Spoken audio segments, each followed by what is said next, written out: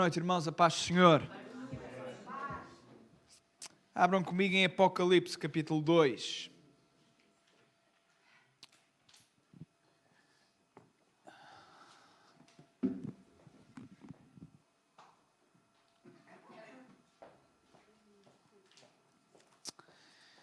Hoje vamos falar da segunda carta, mas antes, como eu costumo fazer, vamos ler ainda a primeira carta, fazer, não agora um resumo, mas ler para nós não nos perdermos e entendermos também que, os irmãos sabem, mas os capítulos e os versículos, eles não são inspirados, o que é inspirado é a palavra do Senhor, então as divisões às vezes aconteciam por causa do editor e da forma como as pessoas achavam que melhor fazia a divisão dos textos.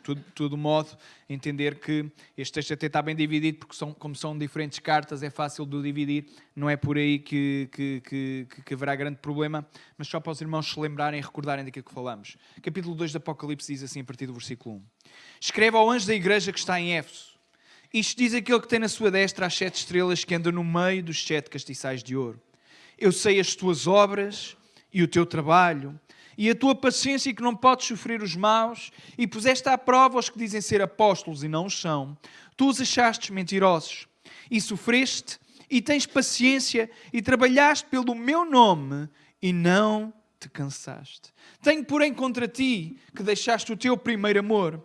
Lembra-te, pois, de onde caíste, e arrepende-te, e pratica as primeiras obras, senão, brevemente a ti virei, e tirarei do teu lugar o teu castiçal, se não te arrependeres. Tens, porém, isto, que aborreces as obras dos nicolaítas, as quais eu também aborreço. Quem tem ouvidos, ouça o que o Espírito diz às igrejas. Ao que vencer, dar-lhe-ei a comer da árvore da vida que está no meio do paraíso de Deus. Versículo 8. E ao anjo da igreja que está em Esmirna, escreve: isto diz o primeiro e o último, que foi morto e reviveu. Meus irmãos, para já até aqui, nós vemos aqui, nesta apresentação da segunda carta, é o próprio Jesus a apresentar-se, e mais uma vez ele utiliza aqui o título do primeiro e o último. Depois qualifica este primeiro e último, e diz aquele que foi morto e à semelhança daquilo que ele já tinha dito, por exemplo, no versículo 17, quando diz: e quando eu vi, caí aos seus pés como morto, ele pôs sobre mim a sua destra, estou a falar do primeiro capítulo, dizendo: não temas, eu sou o primeiro e o último, e o que vivo e fui morto, mas eis que estou vivo para todo o sempre. Aqui Jesus fala outra vez e novamente acerca do seu título, de primeiro e o último. Mas nós devemos tomar atenção à mensagem que vai ser dada por Jesus a esta igreja. Os irmãos já repararam que são 7 cartas a 7 igrejas e cada uma destas igrejas tem uma mensagem específica de Jesus para ela. Em Éfeso, Deus, ele abona as boas obras que a igreja em Éfeso fazia, a paciência, a forma como testava os apóstolos, a forma, no fundo, como conhecia a palavra de Deus, porque a única forma de nós testarmos a liderança na igreja é se nós conhecermos a palavra de Deus. Você está cá. Porque se eu não conhecer a palavra de Deus, eu engulo tudo aquilo que me metem.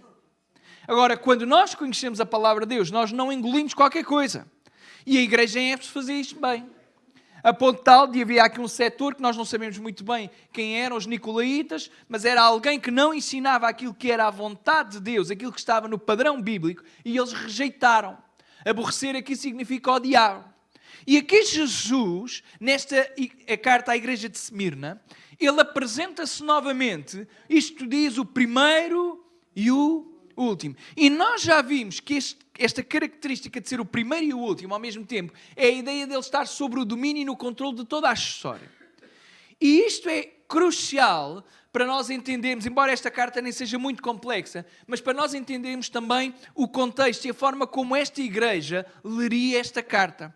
O primeiro e o último é aquele que nada lhe escapa. O primeiro e o último é aquele que não é apanhado de surpresa em nada daquilo que acontece. O primeiro e o último é Jesus, aquele que conhece todas as coisas. E ele está a escrever a uma igreja, mostrando a esta igreja e apresentando-se como o primeiro e o último. Aquele que tem o controle absoluto e nada lhe escapa da história. O que significa que quem lê esta carta, independentemente da circunstância em que está, reconhece que Deus está sobre a sua circunstância e acima da sua circunstância. Então não importa que se quando tu lesse essa carta estavas bem na vida ou estavas mal na vida, nada disso era importante, porque o mais importante era reconhecer que Jesus sabe, conhece todas as coisas. E porque Ele sabe e está sobre todas as coisas, a igreja que ia ler esta carta vai lê-la e vai lê-la, desculpem, e vai lê-la porque esta carta tem um propósito específico, que é o propósito de consolo. Mas eu gostava, para além de trazer o consolo para a nossa vida, eu gostava de trazer também aqui uma exortação. E a exortação é esta. O primeiro e o último é aquele que está no controle de todas as coisas, mas depois qualifica este primeiro e último e diz: o que foi morto e ressuscitou.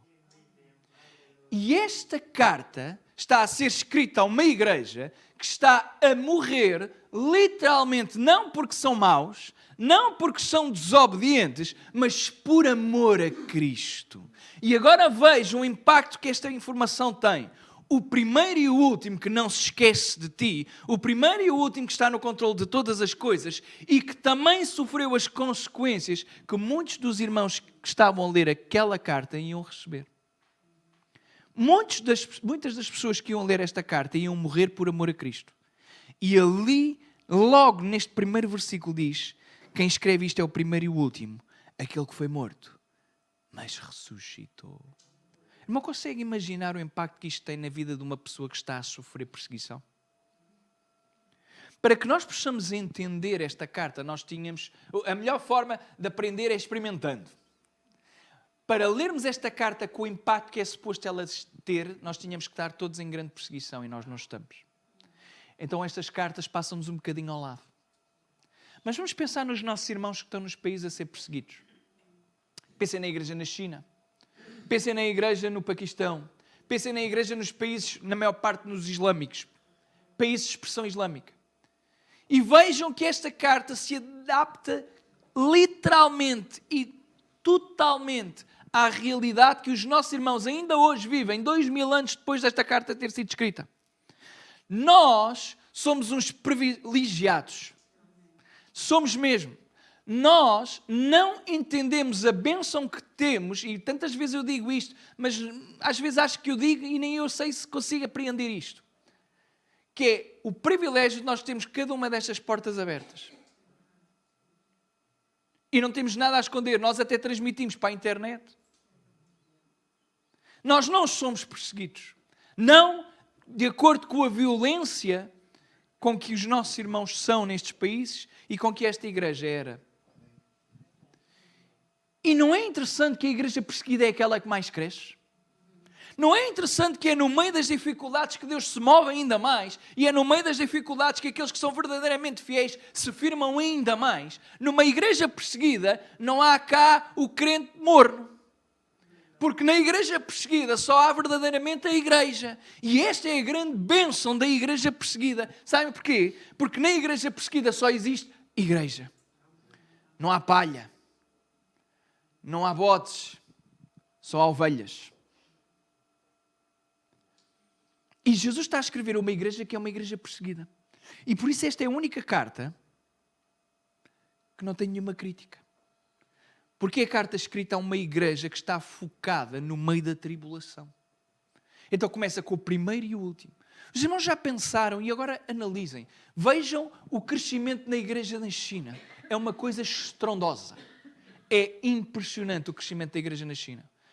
E a igreja não é a legal, aquela afirmada pelo Estado. É aquela que se chama a igreja subterrânea. Milhões e milhões e milhões de crentes. Nem dá para contabilizar. Não sabemos quantos crentes existem. Sabemos que são aos milhões. E a cada dia ela aumenta. Jesus está a fazer uma obra maravilhosa. Mas continua a haver perseguição.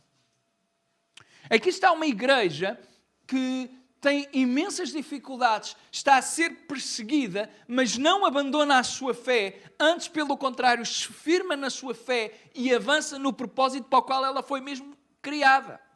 Porque a igreja, ela não foi criada para as bênçãos terrestres. Estava a ouvir isto, irmãos, e impactou-me. Se nós olharmos para a nossa cultura ocidental e para a igreja no mundo ocidental, nós vamos ver grandes falhas na forma como as pessoas pregam. E aqui não tem a ver com a comunicação, não tem a ver com o estilo. Não importa se vens de fato, se tens gravata. Eu não tenho, ainda bem. Foi uma coisa que eu larguei rapidamente. Nem na advocacia usava. Aquilo apertava aqui e ficava todo nervoso. Esqueçam, é os meus traumas. Mas irmãos, não estou a falar de estilo. Estou a falar de conteúdo. E se nós passarmos, basta os irmãos passarem, não sei quantos têm redes sociais ou quantos irmãos conhecem outras realidades, e aqui não estou a falar de apelar a críticas dos outros movimentos, não tem a ver com isso, nem de outros movimentos, nem do nosso, porque também podemos falar do nosso. Portanto, não é só dos outros. Primeiro devemos tratar até da nossa casa, sendo realista. Esta é a realidade mesmo. Tratemos primeiro da nossa casa e depois pensemos na dos outros, não é? Ou então não pensemos no que anda dos outros. Mas quando se fala da mensagem, especificamente, é sobre isto que eu quero falar. E nisto nós temos autoridade para falar.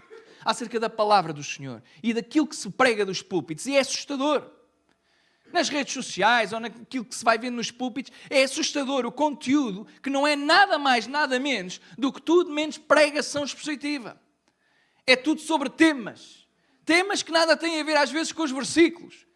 Utiliza-se um versículo que não tem nada a ver e que não diz nada daquilo que lá está exposto e a seguir prega-se aquilo que, olha, aquilo que dá jeito.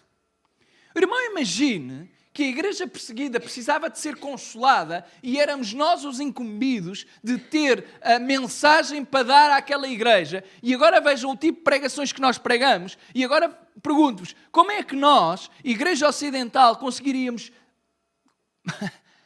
Como é que tu ou eu, ou o que é que tu e eu conseguiríamos dizer a uma igreja que vive num patamar de fé muito maior do que qualquer um de nós? Como é que eu iria consolar esta igreja? Era com o tipo de pregação que hoje se dá, que é Deus veio para te abençoar.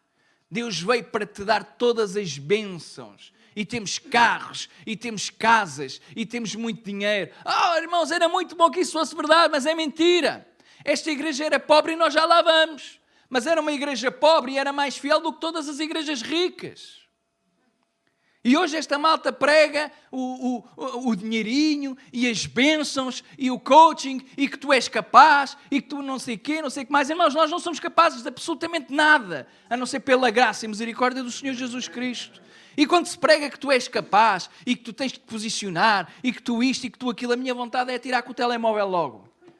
Não, coitado do telemóvel, não é às pessoas. Era o telemóvel é que eu atirava, irmã Glória, não. Senão também estava a pecar se atirasse com o telemóvel. Porque, irmãos, não é porque eu prego melhor do que ninguém, não tem nada a ver com isso. Tem a ver com o conteúdo.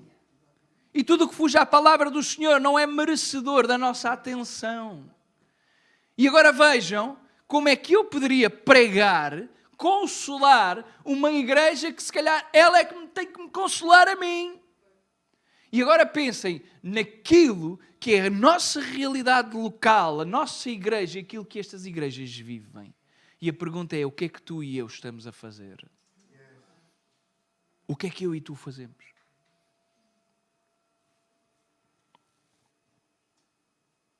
Eu sei as tuas obras. Eu sei. Oida, eu conheço. É esta a expressão. Eu conheço. As tuas obras e tribulação e pobreza. Querem alguma coisa destas? Não. Tribulação, quem quer? Pobreza. Tribulação é aquilo que espera a verdadeira igreja, meus irmãos. Não se iludam. É uma promessa bíblica. A verdadeira igreja vai sempre ser perseguida. Seja de que forma for. E haverá o tempo em que a Igreja do Senhor, em qualquer parte do mundo, e não só lá nos países islâmicos, não só na China, nos países comunistas, não só nos países que hoje são considerados contrários à palavra do Senhor, mas também aqui em Portugal e em todo o mundo, a verdadeira Igreja vai ser perseguida. E é bom que nós nos preparemos. Porque se nós não nos prepararmos, nós vamos embora e só fica quem é a verdadeira Igreja. Eu sei as tuas obras e tribulação. O Senhor está a dizer, olha, eu conheço, igreja. Eu conheço aquilo que tu fazes e conheço aquilo que tu estás a passar. Tribulação. E a pobreza. A pobreza é fácil de explicar, meus irmãos, é só imaginarem. Nesta cidade, que era dominada pelo Império Romano, mas também tinha aqui uma presença judaica, aparentemente pela questão histórica, é fácil de entender que se o cristianismo não era bem-vindo, se o cristianismo não era bem visto, se o cristianismo não era algo legal, que facilmente quem fosse cristão, as suas oportunidades seriam muito mais pequenas, muito mais baixas do que aqueles que não eram cristãos. Porque sendo um cristão seria perseguido. Sendo um cristão sempre haveria alguém na disponibilidade de poder receber alguma coisa, acusar-nos de ser cristão e de sermos cristãos e nós perdermos os nossos empregos, as nossas casas, aquilo que fosse, as oportunidades não viriam. Então, esta carta está a ser escrita a um grupo de pessoas que é pobre. E eu não estou aqui a fazer a apologia da pobreza, como a Igreja Católica durante algumas gerações fez. Mas também era hoje levam todos. Também era só para o que lhes dava. Era só para o que lhes dava. Fazer uma apologia da pobreza, mas depois era palácios de ouro e grandes coisas. Mas não é apenas a Igreja Católica, porque no mundo evangélico também temos disto, não é? Em que é o pobre que vai lá estar e há aquele pregador maravilhoso que diz que o Senhor o vai abençoar e saca tudo do homem ou da mulher. E o pastor, que não é pastor, é lobo, anda de jato privado e as pessoas nem têm o que comer. Portanto, não é só da Igreja Católica. Tem a ver com postura. Tem a ver com temor ao Senhor. E é sobre isto que nós estamos a falar nesta noite. Amém? Conheça a tua pobreza. Diz que o Senhor olhava, reconhecia e conhecia a pobreza desta igreja. Era uma igreja pobre. Mas a minha pergunta é, era ou não era uma igreja? É porque há gente que prega que se nós estamos em dificuldades, se a igreja está em dificuldades, se existe pobreza, é porque a pessoa não é fiel. E parece-me que este texto não diz isto. Ou sabem mais que Jesus Cristo? Não são vocês, é quem diz isto. Sei as tuas tribulações, as tuas obras e a pobreza, mas depois tem, mas tu és rico. Irmãos, isto é maravilhoso, porque isto deve-nos consolar. Isto não é confissão positiva. Há pessoas que agarram nisto e dizem, vês, vocês és pobre, mas tens de dizer que és rico. Não, não é isso. Não é disso que estamos a falar. Vamos lembrar a pessoas que eu conheço que estão doentes, mesmo doentes, e dizem, não, eu não estou doente no nome de Jesus, e estão ali a espirrar, e estão na cama com febre e dizem que não estão doentes, não é? Não há problema nenhum em dizer que está, pode ter confiança e fé no Senhor, mas não esteja a dizer que não está doente, porque toda a gente vê que está doente. Então isto não é confissão positiva. É o Senhor Jesus a dizer, mas tu és rico. Está a dizer, olha, não te foques nos bens materiais, eu sei das tuas dificuldades, mas o que ninguém sabe, e se calhar nem tu sabes, é que tu és rico, porque tu me tens. É este o contexto. Nós podemos até ser pobres, podemos até nem ter grandes bênçãos materiais, podemos até nem ter casa própria, nem ter um grande carro, nem ter grandes roupas, não ter grandes marcas. Mas somos ricos porque temos aquilo que é mais precioso, que é a salvação da nossa alma, operada pelo sacrifício de Jesus. Mas tu és rico. Quantos de nós, no meio das tribulações e das lutas, conseguimos ter isto na nossa cabeça, que apesar de tudo nós somos ricos? Que apesar de tudo, tu e eu somos abençoados. Irmãos, este tipo de igrejas, e quando nós olhamos para a igreja perseguida, nós percebemos isto, que eles contentam-se com tão pouco. E a fé deles é tão genuína e a nossa às vezes não é. Porque a nossa fica contaminada com aquilo que nós vamos vendo e ouvindo. E nós ficamos... a verdade, somos humanos, esta é a realidade. Mas quando eu olho para a genuinidade... Mas não sei se alguma vez viram um vídeo de um grupo de chineses crentes que nunca tinham tido uma Bíblia e de repente abrem-lhes uma caixa de Bíblias à frente. Não sei se mais alguma vez viram isto.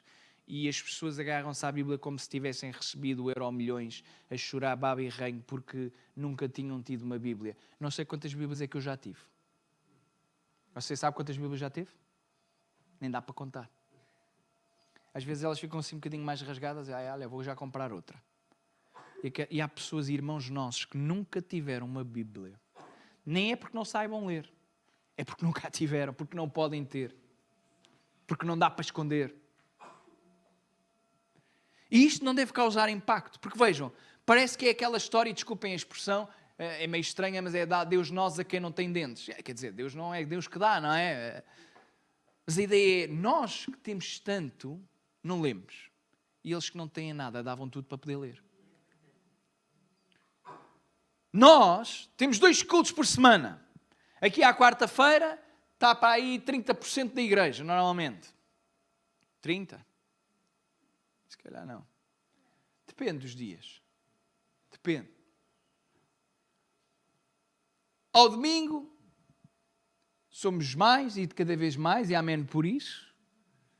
Mas 2 cultos por semana já é demais, ó pastor. E ainda por cima vai pondo um culto por mês de oração. Isto é tão... há semanas que são 3 cultos. É um à quarta, é um à sexta, uma vez por mês, e é um ao domingo. E é demais. E os nossos irmãos não têm a possibilidade às vezes de ter nenhum culto, porque naquele dia há problemas e não se podem reunir, porque não podem ser presos ou podem ser até mortos. E eles ficam tristes, porque não podem ter. E nós, porque temos, achamos que temos demais. E estes são os contrastes da vida. Por isso é que eu acho que é tão bom nós olharmos para o exemplo dos nossos irmãos. E eu acho que eles têm muito mais para nos ensinar do que nós propriamente a eles. Por isso é que quando Deus chama alguém para estas zonas, para estas localidades, Ele chama, não é porque nós somos importantes, é por 2 razões. Uma é quando Deus chama alguém para estes lugares, um missionário, por exemplo. Quando Deus chama um missionário, Ele chama porque o missionário vai abençoar aquele lugar, mas aquele lugar vai abençoar o missionário. Porque o missionário vai crescer na sua fé. Não é apenas o missionário que vai dar, aquela população, aquela igreja vai transformar o missionário. E isto é incrível. Eu sei as tuas obras e tribulação e pobreza, mas tu és rico. Irmãos, e nós somos ricos das 2 formas. Nós em Portugal somos ricos das 2 formas. É verdade que pode haver no nosso meio pessoas que não tenham muito. Mas mesmo aqueles que não têm muito em Portugal, comparado com aqueles que não têm nada lá, meus irmãos.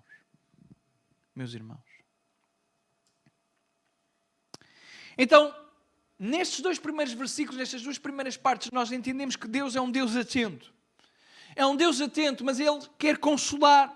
Vejam, esta igreja é perseguida, é uma igreja pobre, como se isso não bastasse, ainda era acusada e blasfemada, e por isso mesmo corriam risco, porque muitos já tinham morrido, eles corriam o risco de morrer, em nome e em prol de Jesus Cristo.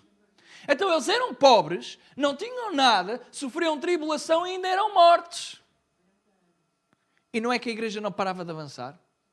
Agora nós não temos tribulação, nós não somos pobres, e nós não fazemos a igreja avançar. Há aqui qualquer coisa que não funciona. É porque nós estamos atentos e concentrados em coisas que não têm nada a ver com Cristo e com a igreja. Nós estamos preocupados com outras coisas. Nós queremos é espetáculo. Nós queremos é festa. E eu não estou contra termos boas condições na igreja, os irmãos sabem disso.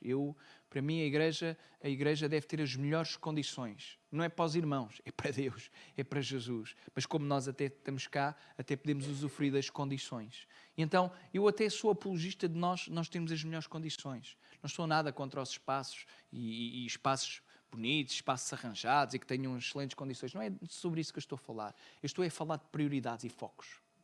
Porque o foco da igreja não está nessas coisas. O foco da igreja está nas pessoas. O foco da igreja está em Jesus Cristo. E quem foca em Jesus Cristo? Como é que Jesus resume os mandamentos? Ama ao Senhor teu Deus acima de todas as coisas e o próximo como a... Há uma dependência. É impossível eu amar o próximo se não amar Deus. E o problema da igreja é que nós não amamos Deus. E como não amamos Deus, não amamos o próximo. Tu és rico. E a blasfémia dos que se dizem judeus e não são, mas são a sinagoga de Satanás. Então, há aqui uma blasfémia. A expressão blasfémia, os irmãos conhecem muito bem, dará a entender... Normalmente a blasfémia está associada àquilo que é feito diretamente contra Deus. Mas a expressão no grego também tem a ver com acusação, e nomeadamente falsa acusação. Aqui nós temos de tomar uma decisão. Parece-me a mim, e eu muitas vezes faço isso, que até é possível agrupar os dois conceitos, embora uma palavra não signifique duas coisas ao mesmo tempo, parece-me que os dois conceitos possam ser englobados. Eu vou-vos dizer porquê. A blasfémia aqui, parece-me pelo contexto histórico e por aquilo que vai acontecer, é produzida por umas pessoas que se dizem judeus e não o são. E esta blasfémia é diretamente levada, ou é diretamente direcionada para a igreja. Ora, nós não blasfemamos para a igreja, nós blasfemamos a Deus. Você está cá? Então, a blasfémia aqui é uma acusação, é a falsa acusação, tem a ver com a perseguição que era movida à igreja. Mas parece-me que a expressão também é blasfémia contra Deus, e porquê? Porque quem persegue a igreja, persegue aquela que é a noiva de Cristo. E quem persegue a noiva de Cristo é como se estivesse a perseguir Deus. Quem fala mal da igreja, fala mal de Deus. Então há aqui uma blasfémia. E a blasfémia é feita por estes judeus. Judeus que habitavam lá. Em Esmirna. E estes judeus, aquilo que acontece é que aparentemente eles tinham uma posição também pouco favorável de acordo com o Império Romano.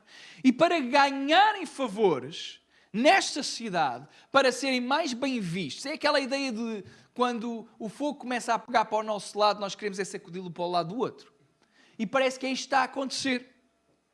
Os judeus, aproveitando-se e percebendo que os cristãos ainda eram pessoas, eram personas não gratas, ainda menos gratas do que eles, aquilo que eles faziam era, olha, sempre que viam um cristão, aparentemente não eram todos, obviamente, isto é um grupo e aqui estamos na generalização, eles acusavam os cristãos e eles, no fundo, diziam, olha, aquele é cristão, e acusavam-nos diante do Império Romano.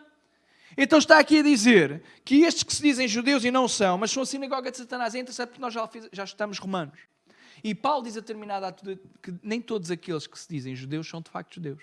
Que o judeu não é judeu por ser filho de Abraão. Ou melhor, que a ideia de ser filho de Abraão não tem a ver com o sangue. Tem a ver com a fé em Cristo. Tem a ver com a fé em Deus. Então, parece que aqui está outra vez esta ideia de eles chamam-se judeus porque até eram judeus, do ponto de vista da naturalidade, nasceram em Israel, nasceram judeus, tinham ascendência judaica, mas Deus está-lhes a dizer, olha, mas eles não são verdadeiramente judeus. Eles acham que são salvos, e é aqui a expressão, esta é a ideia, irmão. Era um conjunto de pessoas que achava que era tão boa, a ponto de acusar os outros de serem hereges. Achavam que eram tão espirituais, que eram eles o povo escolhido de Deus. E Jesus Cristo é Jesus, meus irmãos, está a dizer. Eles não são a Assembleia de Deus, e aqui não me interpretem a Assembleia de Deus como o movimento, mas a congregação de Deus. Mas eles são sim a sinagoga, isto é, eles reuniram-se na sinagoga, ele está a dizer, mas são a sinagoga de Satanás. A sinagoga do diabo. É a ideia de se levantar igrejas, levantar movimentos, levantar agrupamentos de coisas em que nós dizemos que é de Deus, foi sonho de Deus, aparência de Deus, foi levantado por Deus, mas Deus está a dizer, calem-se, eu não estou nisso. Vocês são a igreja do diabo. É isto que está aqui neste versículo, meus irmãos, literalmente. Eram judeus que se achavam que eram muito bons, que eram muito espirituais, que eram a igreja do Senhor. E Jesus está a dizer, vocês são a igreja do diabo, a sinagoga de Satanás. Querem mais elogios destes? Nenhum de nós quer isto. E o problema é que no que não falta aí é igrejas também a nascer hoje, 2000 anos depois, a crescer, a nascer, e não nascem do coração de Deus, nascem do coração do homem. Não me atrevo a dizer que é do coração de Satanás, mas atrevo-me a dizer que é no coração do homem. E aquilo que é do homem é enganador, e mais tarde ou mais cedo torna-se de Satanás. Versículo 10 diz assim, nada temas das coisas... O que é que diz a vossa Bíblia? Não é que eventualmente vais padecer, não é que se calhar vais padecer, que porventura possas padecer, mas a Bíblia diz, e é Jesus, que vais padecer. Gostam destas profecias? Esta era a profecia para uma igreja que era pobre, passava tribulação, e o Senhor está a dizer, não temas as coisas que ainda que te vão acontecer.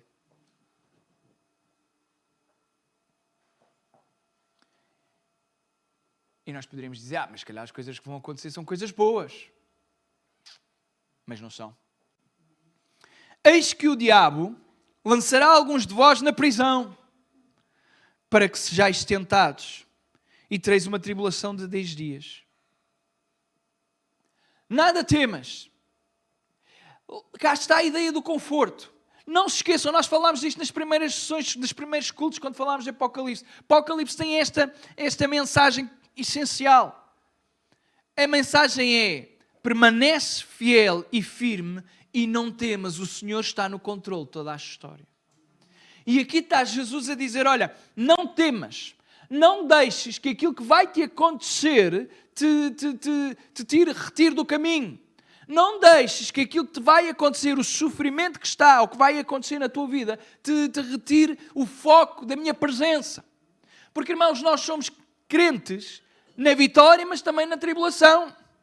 Quando Deus nos dá o livramento, mas também quando Ele não dá o livramento. Às vezes temos que ir à fornalha.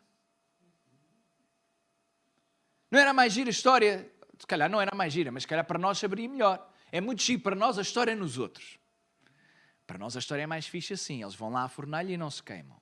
Maravilhosa história. Agora coloca isso lá no papel. Como é que vocês gostavam de ser livres? Era na fornalha ou era antes da fornalha? Eu vou-vos dizer como é que era eu, que é para vocês não terem que responder. Eu, antes, mas muito antes. Antes ainda de ser deportado. Ainda antes de ter ido para lá, eu já queria estar livre. Era assim que nós gostávamos das coisas. Mas sem a fornalha não há experiência. E sem a fornalha não há o quarto semelhante ao Filho dos Deuses a andar lá connosco. É que nós queremos ter experiências com Deus, mas não queremos passar pela... Eu quero ter experiências com Deus, mas eu não quero o sofrimento de ter as experiências com Deus. E esta igreja estava disponível. O Senhor diz-lhe assim, não temas. Não temas as coisas que has de passar. E depois ele diz, olha, o diabo vai lançar alguns de vós na prisão. E é interessante esta ideia do diabo lançar alguns na prisão. Ele está a dizer literalmente que algumas pessoas vão se deixar dominar pelo diabo e são elas que vão acusar cristãos e os cristãos vão ser colocados na prisão. Dizer-vos o seguinte, a prisão de antigamente não tem nada a ver com as prisões de hoje. E não havia condenação à prisão. Hoje há. Hoje existe aquilo que se chamam as penas. Na altura do Império Romano não havia pena de prisão. A prisão era o lugar onde nós éramos colocados, onde as pessoas eram colocadas à espera e a aguardar julgamento ou execução. A condenação era outra coisa que não a prisão. A condenação normalmente implicava das duas uma. Se fosse ius civilis, isto é, se fosse do direito civil, era normalmente dinheirinho que se devia ou alguma atividade que se tinha que fazer durante X tempo. Se fosse no penal, alguma parte do nosso corpo ia sofrer, ou todo. É isto que acontece com Jesus. Jesus é morto pela lei penal romana. Os judeus não crucificavam ninguém. Os judeus nem tinham a pena de morte assim. Era mais por lapidação. Tirar pedras. Agora, a crucificação não era judaico.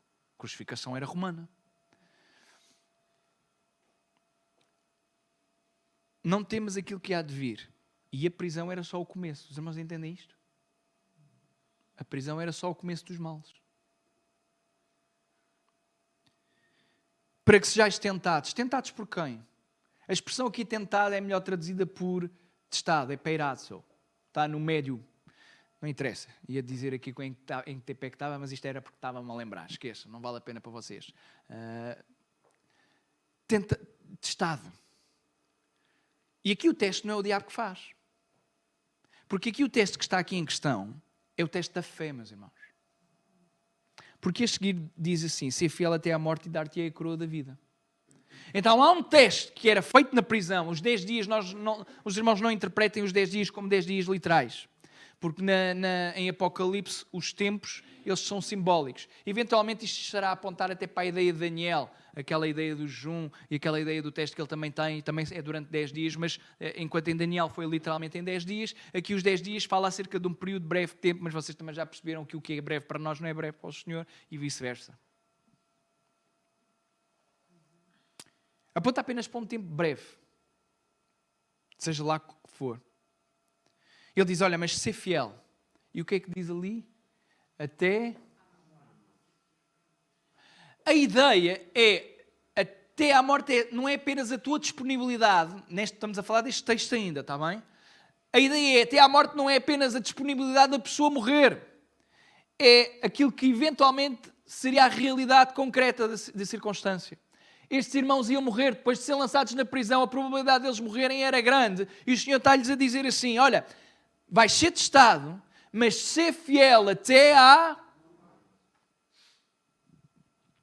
e dar-te-ei a coroa da vida. O Hector esta semana mandou-me uma mensagem sobre um filme que é O Silêncio. Já tinha visto o filme. É um filme muito interessante do Martin Scorsese.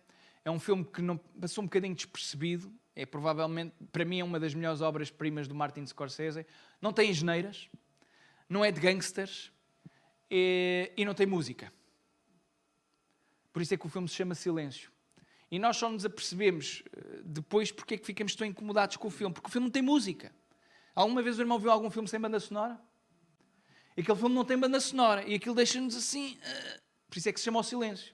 E o filme é sobre os padres jesuítas portugueses. É uma missão espanhola e portuguesa, mas havia portugueses, padres jesuítas, e eles têm a missão de ir evangelizar para o Japão.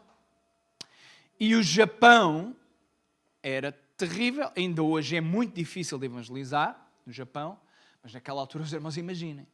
E então a história fala acerca da missão destes missionários, não é? Deles terem que evangelizar o Japão e de a quantidade de pessoas que eles vão conseguindo até nas pequenas aldeias. Mas assim que eles conseguiam montar uma igreja, lá vinha alguém do imperador, o governador da província, lá vinha alguém mandado pelo imperador. E aquilo era terrível. Havia grandes estruturas e eu lembro-me de uma cena particular que é uma cena em que eles colocam assim uma pedra, parece quase um tapete, mas é uma pedra que tem uma imagem de Jesus. E eles colocam todo o povo em fila. E se eles dizem, olha, se tu pisares, só tens que pisar, não precisas dizer nada. Se tu pisares, eu encargo que tu estás a rejeitar e vens para este lado. Se tu não pisares, ficas deste lado. E aquilo é uma agonia para nós. Porque nós estamos a ver pessoas que estão a ser genuínas na fé, mas a serem testadas. E quem não pisava era terrível. Uma das estruturas que eles tinham era colocá-lo numa... eles não eram crucificados, mas era numa estaca como se fosse uma cruz. Eram presos, não eram crucificados, mas eram presos. Eram presos perto do mar e a ideia era, a maré ia subindo e quando chegasse à noite, normalmente o ponto alto era na noite, a pessoa para respirar tinha que fazer assim. Mas agora imagine isto durante vários dias. Durante o dia está sol e não há água, e à noite a maré vai subindo. E aquilo é até a pessoa morrer de exaustão, ou afogar-se quando a maré está alta. Era uma das formas, e havia outras. E o filme vai avançando, porque aquilo vai testar a fé. A ideia é, aquilo testa a fé não apenas dos padres, porque há uma série deles que morrem, há uma série deles que voltam atrás na sua fé, mas aquilo testa é a nossa fé. No final é a nossa fé que é testada. Por isso é que o filme é interessante. Porque nós colocamos no papel e perguntamos, e se fosse comigo, o que é que acontecia? E este texto está a falar disto. E se fosse contigo? Ser fiel até à morte e dar-te a coroa da vida. Está aqui a falar da obediência. Mais uma vez, os irmãos não se esqueçam que nós lemos a primeira parte da carta do capítulo 2, fala acerca disto. Olha, vou ler o versículo. Ao que vencer, dá-lhe a comer da árvore da vida. Ao que vencer, isto é, ao que permanecer. E aqui diz, ao que for fiel até à morte, dar-lhe-ei a coroa da vida. Mais uma vez há aqui uma recompensa. E a coroa é a coroa da vida. A coroa era algo que toda a gente conhecia, especialmente da cultura do primeiro século. Cultura greco-romana. A coroa era aquilo que se dava ao vencedor. Era normalmente feita de folhas de louro. Jesus teve uma coroa, mas foi de espinhos. Mas Ele a nós não nos dá uma coroa de espinhos nem de louro, dá-nos uma coroa da vida eterna. Quem tem ouvidos, ouça o que o Espírito diz às igrejas. O que vencer não receberá o dano da segunda. Ele diz assim, olha, se tu venceres, se tu permaneceres, custe o que custar, não provarás o dano da segunda morte. E nós sabemos que o dano da segunda morte é o lago do fogo, o lago de fogo. O lago de fogo. Inferno. Não provarás o dano do inferno. Estás salvo. Então não tens que temer. A ideia é, a chave para sermos consolados no meio da tribulação é colocar os nossos olhos não neste mundo, mas no mundo que o Senhor nos abriu, o céu. A chave de tu não desesperares é não focares naquilo que é temporal. E todos nós aqui somos temporal. Todos nós aqui temos um tempo. Mas um dia a eternidade estará diante dos nossos olhos para todos, sempre, sempre, sempre, sempre. Então o teu foco na tribulação está em Jesus e na eternidade. Mas o teu foco na vitória, quando tudo corre bem, está em Jesus e na eternidade. E o nosso foco é sempre Jesus e a eternidade. Jesus e eternidade. Jesus e eternidade. Querem saber uma coisa interessante e termino com isto? A cidade de Éfeso já não existe. A cidade de Éfeso foi destruída. Foi invadida pelos godos, depois destruída, e depois tentaram reconstruí-la e depois houve um grande terremoto que a destruiu. Irónico, não é? A cidade que era considerada uma das mais fortes e mais poderosas do Império Romano é depois, umas gerações mais à frente, conquistada, completamente destruída. E quando a tentam reconstruir, conseguem, mas passado mais um tempinho, vem um terremoto que a abala. O Senhor diz lá na carta a Éfeso, olha, se tu não tiveres cuidado, eu virei e te retirarei o teu lugar do castiçal. E agora não há mais cidade de Éfeso. E se não há mais cidade de Éfeso, também não há mais igreja em... Mas querem saber uma coisa interessante? É que Esmirna ainda hoje existe. É uma cidade na Turquia. Estava-me a tentar lembrar do nome. É Izmir. É a terceira ou quarta maior cidade da Turquia.